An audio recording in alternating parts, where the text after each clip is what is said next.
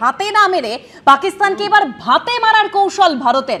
পাকিস্তানকে দেওয়া মোটা অঙ্কের ঋণ নিয়ে আইএমএফ কে নতুন করে ভাবনার অনুরোধ ভারতের।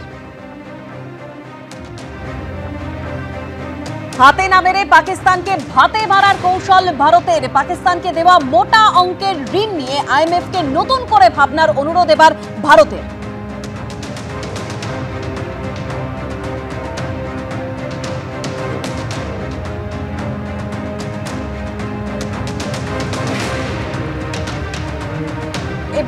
এবার সরাসরি শীর্ষেন্দুদা পাকিস্তানকে যে প্রত্যাঘাতের জন্য সেনাবাহিনীকে পূর্ণ স্বাধীনতা দিয়েছেন, সেই পূর্ণ স্বাধীনতাটা আমরা কবে দেখতে পাবো? সারা ভারতবাসী সেদিকে তাকিয়ে আছে। আর কাশ্মীরিদের মানুষের আস্থা বিশ্বাস অর্জন করে তাদের সঙ্গে নিবিড় সম্পর্ক করে সামাজিক রাজনৈতিক কূটনৈতিকভাবে পাকিস্তানকে কিন্তু প্রত্যাঘাত করতে হবে। আর সেই জায়গাতে আমাদের ভারতবাসী সহ প্রত্যেকে কিন্তু দেশের প্রত্যেকটা মানুষ, কোনো রাজনীতি নেই এই জায়গাতে, এখানে প্রত্যেকে সরকারের কেন্দ্রীয় সরকারের পাশে আছে। কেন্দ্রীয় সরকার সেই চিন্তা ভাবনা করুক। আজকে রাফাল বলুন জাগুয়ার বলুন, সেই জায়গাতে যদি আমাদের মহড়া শুরু হয়, সেই মহড়াটা আমরা প্র্যাকটিস নয়, আমরা ফাইনালে দেখতে চাইছি। সেই ফাইনালটা কবে হবে? এখন 12 দিন হয়ে গেল, 14 দিন হয়ে গেল।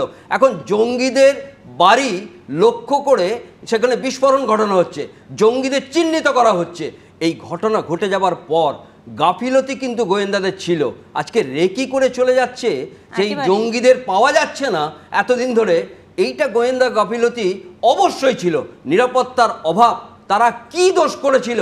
আজকে সেই বাচ্চা ছেলেটা যার সামনে তার বাবাকে গুলি করে দেওয়া হয়েছিল,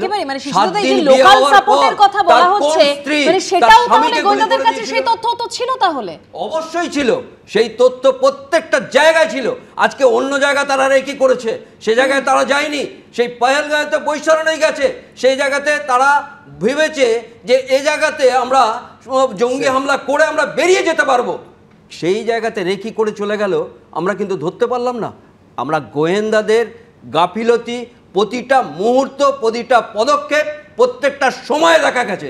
এইটা কেন্দ্রীয় সরকার এখন দেখা উচিত। আজকে আমরা নিরাপত্তা দিতে পারবো না তখন সেখানে না যাওয়া দরকার ছিল। সেখানে আজকে ওমর আবদুল্লাহ মুখ্যমন্ত্রী হিসেবে যে ক্ষমাপ্রার্থী করেছেন, সেটা নজির হয়ে রইল। সেই জায়গাতে আপনারা ভাববেন যে উনি বলেছেন যে আমি পর্যটন মন্ত্রী ছিলাম, আমি পর্যটন মন্ত্রী হয়েও তাদের নিরাপত্তা দিতে পারেনি পর্যটনদের।